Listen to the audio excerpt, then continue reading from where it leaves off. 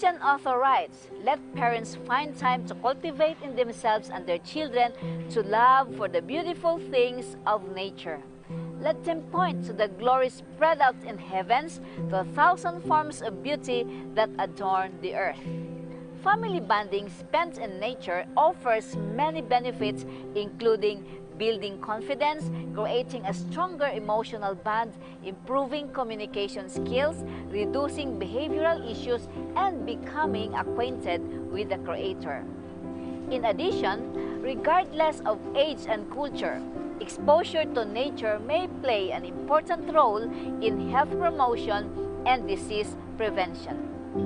Here are some simple ways to enjoy while spending family time in nature.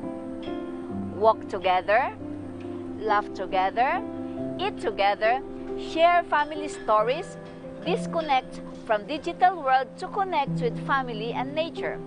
Bring natural foods such as fruits, nuts, grains, pasta, bread, and water. This is Miss Lila reminding you, parents, connect your children with God by encouraging them the things of nature. Be healthy. It's a wise choice.